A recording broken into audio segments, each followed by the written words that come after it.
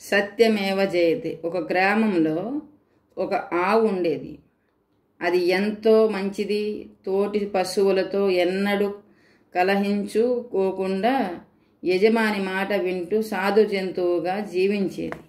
ఒకరోజు అడవిలో అది ఒంటరిగా మేత మేస్తుండగా ఒక పులి వచ్చి చూసి దానిపై దూకడానికి సిద్ధమైంది.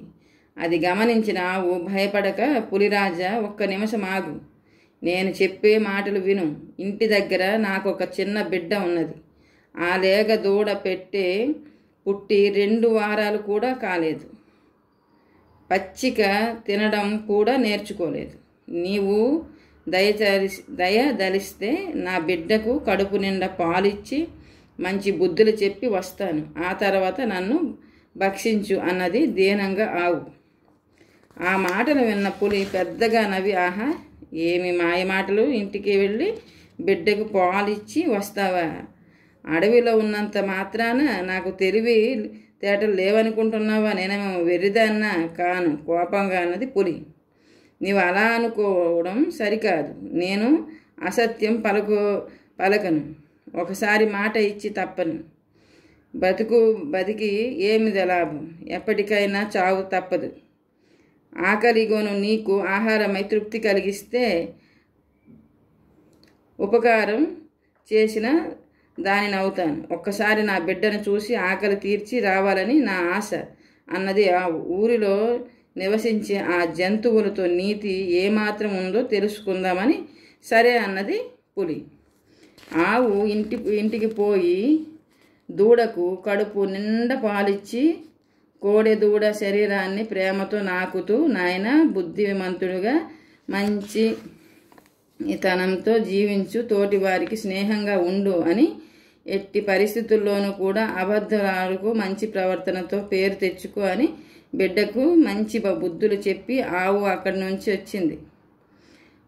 అడవికి చేరుకున్నది. ఆవును చూసిన పులికి ఆశ్చర్యం కలిగింది. తన ప్రాణాల కంటే ఇచ్చిన మాటే ముఖ్యం అనుకున్న ఈ ఆవు ఎంత గొప్పది! దీనిని చంపి తింటే తనకే పాపం అనుకుంది. ఆవును వదిలి వేసింది పులి. పులికి ధన్యవాదాలు తెలిపి పరుగున వచ్చిన తన దూడను చేరింది ఆవు. ఈ కథలో నీతి ఎప్పటికైనా సత్యమే గెలుస్తుంది. కోడి పుంజుల రాబందు కథ. రామయ్య ఇంట్లో ఒక కోడి పుంజు, రంగయ్య ఇంట్లో ఒక కోడి పుంజు. ఒక కోడి పెట్ట కోసం పోట్లాడుకొని ఒకదానిపై ఒకటి తలపడ్డాయి. ఓడిపోయిన పుంజు పారిపోయి పొదల్లో దాక్కుంది. గెలిచిన కోడి పుంజు గెలిచిన గర్వంతో ఒక పూరిల్లు ఎక్కి దగ్గరగా కుక్కరుకో అని బిగ్గరగా అరవడం సాగింది. ఆకారం ఎగురుతున్న ఆ రాబందు ఆ శబ్దం విని క్రిందకు దిగి ఆ కోడికి పుంజును కాళ్ళతో పట్టుకొని ఎగరవేసుకొని పోయింది. అప్పుడు పొదల్లో దాగి ఉన్న కోడి పుంజు కోడి పెట్టతో హాయిగా సహజీవనం సాగించింది. నీతి: దేవుడు గర్వపోతులనే శిక్షిస్తాడు.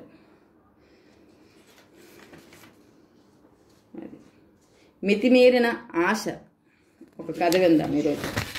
ఒక అడవిలో ఒక నక్క ఉండేది. దానికి ఆశ ఎక్కువ.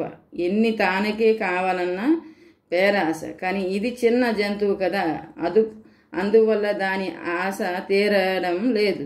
ఏ సింహమో పులో వేటాడి తినగా మిగిలిన జంతువుల మాంసం తిని ఇది జీవనం చేస్తుండేది.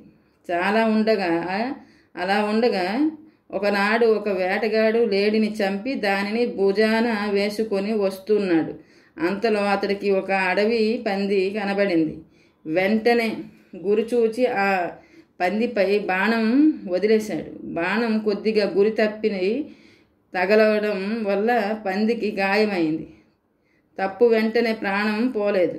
అది కోపంతో వేటగాడి పైకి దూకి తనని చంపి మరికొంతసేపటికి పంది కూడా చచ్చింది. ఆ పంది విలువెలా